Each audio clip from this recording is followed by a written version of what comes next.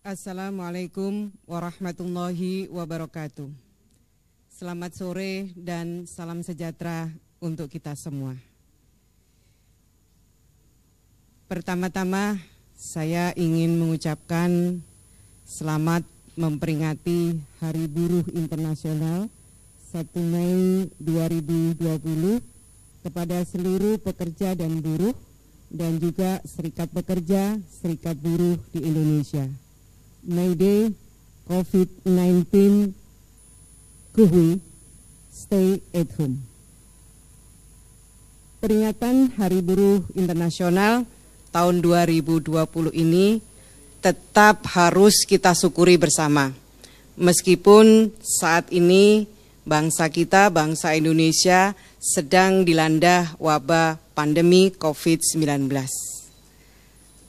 Penyebaran COVID-19 telah membatasi ruang gerak kita. Bahkan dampaknya dirasakan hampir seluruh sendi-sendi kehidupan. Kita harus tetap semangat. Ruang gerak yang terbatas hendaknya tidak menjadi hambatan bagi kita untuk tetap melakukan dialog, silaturahmi, dan kegiatan-kegiatan positif yang lainnya.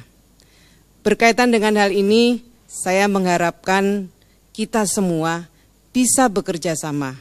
Kita, para pimpinan serikat pekerja, serikat buruh, agar kita terus mengedepankan kegiatan-kegiatan yang positif dan tetap memperhatikan protokol kesehatan pencegahan COVID-19. Saya juga ingin memberikan apresiasi kepada teman-teman serikat pekerja, serikat buruh yang dalam memperingati May Day ini dilakukan dengan cara yang berbeda. Tidak ada demonstrasi, tidak ada perayaan, yang ada saya melihat teman-teman melakukan kegiatan bakti sosial, melakukan donasi untuk disumbangkan kepada saudara-saudara kita yang membutuhkan. Begitu juga dengan Kementerian Ketenagakerjaan. Dalam memperingati Hari Buruh Internasional ini ada beberapa kegiatan yang kita lakukan. Yang pertama tadi pagi dan kita akan terus lakukan untuk beberapa hari ke depan, penyelenggaraan rapid test bagi pekerja atau buruh guna pencegahan dan penanggulangan penyebaran COVID-19.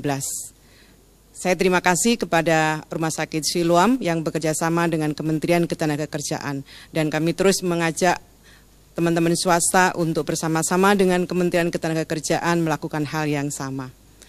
Kami juga melakukan kegiatan berupa mengoptimalkan balai latihan kerja dan kami jadikan sebagai kegiatan dapur umum untuk masyarakat dan pekerja atau buruh yang ter-PHK, tentu saja sekali lagi pelaksanaannya dengan mengikuti protokol kesehatan.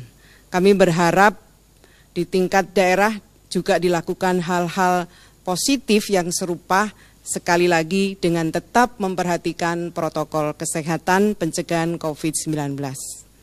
Semoga peringatan Hari Buruh Internasional tahun 2002 dapat memperkuat kebersamaan, persaudaraan, nasionalisme, kebangsaan, serta meningkatkan ketahanan ekonomi dan sosial bangsa, ketahanan para pekerja atau buruh di seluruh Indonesia. Dalam rangka mengantisipasi dan menangani dampak COVID-19 di sektor ketenagakerjaan, pemerintah telah mengambil langkah-langkah mitigasi terhadap dampak COVID-19 ini dengan berbagai cara. Pemberian stimulus bagi pelaku usaha untuk mencegah meluasnya terjadinya PHK. Berbagai paket stimulus ekonomi ini diberikan kepada perusahaan yang memiliki komitmen untuk tidak melakukan PHK. Yang kedua, program keringanan bagi pekerja sektor formal antara lain berupa insentif pajak, rencana relaksasi pembayaran iuran BPJS Ketenagakerjaan, pembayaran pinjaman atau kredit, dan berbagai skema program lainnya. Yang ketiga, jaring pengaman sosial bagi pekerja sektor informal dengan memberikan prioritas pemberian bantuan untuk pekerja yang masuk dalam kategori miskin dan kelompok rentan. Yang keempat, prioritas kartu prakerja bagi pekerja korban PHK atau yang dirumahkan dengan tanpa dibayar.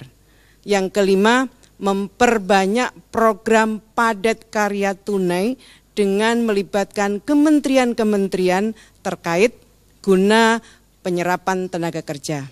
Yang keenam, perlindungan terhadap pekerja migran, baik yang sudah kembali ke tanah air maupun yang masih berada di luar negeri. Beberapa upaya telah dilakukan Kementerian Ketenagakerjaan dalam rangka memitigasi dampak COVID-19 ini. Yang pertama, terkait dengan data ketenagakerjaan. Kami lakukan integrasi data ketenagakerjaan melalui sistem informasi ketenagakerjaan bekerjasama dengan BPJS Ketenagakerjaan dan kementerian terkait lainnya. Hingga saat ini data pekerja atau buruh yang dihimpun telah dilakukan validasi sebagai berikut. Pekerja formal yang di PHK ada 375.165.000, pekerja formal yang dirumahkan 1.032.960 orang, pekerja informal yang terdampak ada 314.833 orang. Jadi total 1.722.958 orang yang terdata secara baik. Ada 1,2 juta yang akan terus kami lakukan validasi datanya. Yang kedua, program pelatihan. Kami mendukung percepatan pelaksanaan program Kartu Prakerja sebagai mitra aktif melalui penyediaan data pekerja atau buruh, baik yang dirumahkan maupun yang di PHK. Kami bekerja sama dengan Dinas Ketenagakerjaan Provinsi seluruh Indonesia. Sama halnya dengan kementerian yang lain, kami juga melakukan refocusing anggaran untuk mendukung program pelatihan di PLK bagi pekerja atau buruh yang ter-PHK dan yang dirumahkan, yang diarahkan untuk menghasilkan produk penanganan dampak COVID-19 antara lain berupa masker, hand sanitizer, disinfektan, baju APD, wastafel, fire sheet, peti COVID jenazah, kemudian penyediaan makanan. Kami juga memberikan insentif bagi peserta pelatihan berbasis kompetensi dan produktivitas.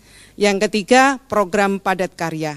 Kami melaksanakan program pengembangan perluasan kesempatan kerja yang kami tujukan kepada pekerja atau buruh yang terdampak COVID-19 melalui beberapa kegiatan padat karya infrastruktur, padat karya produktif, tenaga kerja mandiri, terapan teknologi tepat guna, kewirausahaan, dan tenaga kerja sukarela.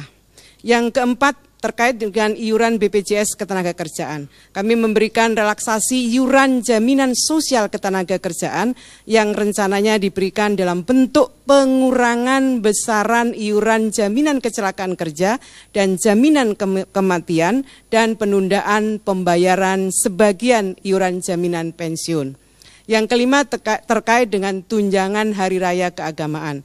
Kami mendorong pelaksanaan pembayaran tunjangan hari raya keagamaan tahun 2020 ini oleh perusahaan kepada pekerja buruhnya sesuai dengan peraturan perundang-undangan.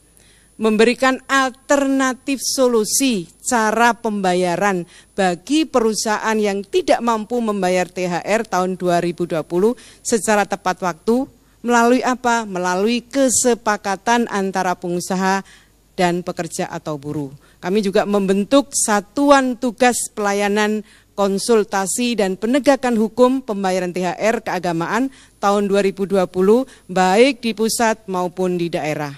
Yang keenam, perlindungan dan bantuan pekerja migran Indonesia.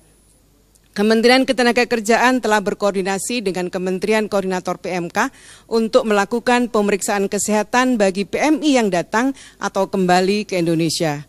Berkoordinasi dengan Dinas Tenaga Kerja guna mengoptimalkan peran petugas desmigratif untuk pencegahan dan penanganan wabah COVID-19, khususnya dalam mengantisipasi banyaknya teman-teman PMI yang kembali dari luar negeri. Kami juga melakukan koordinasi dengan perwakilan kita melalui atase ketenagakerjaan kita di negara penempatan terkait himbauan agar PMI yang masih berlangsung kontrak kerjanya untuk tidak pulang sementara waktu, untuk tidak mengambil cuti sementara waktu. Sekaligus kami melakukan pendataan bagi PMI yang akan pulang ke tanah air karena berakhirnya kontrak kerja. Kementerian Ketenagakerjaan juga telah melakukan pelarangan dan penghentian TKA dari ERT serta pelarangan sementara bagi orang asing masuk ke Indonesia. Yang kedelapan, kami melakukan pembinaan dan penguatan dialog sosial. Kami mendorong dialog sosial baik yang dilakukan secara bipartit antara pengusaha dengan pekerja, pemerintah dengan pekerja, pemerintah dengan pengusaha maupun dialog tripartit yang dilakukan secara informal atau melalui lembaga kerjasama tripartit. Dialog tersebut untuk membahas berbagai permasalahan, antisipasi dan penanganan dampak COVID-19 terhadap kelangsungan usaha dan kelangsungan bekerja. Kami juga melakukan koordinasi yang intens dengan pemerintah daerah guna mencegah dan mengatasi terjadinya perselisihan hubungan industrial maupun PHK. Sekali lagi terima kasih. Wassalamualaikum warahmatullahi wabarakatuh.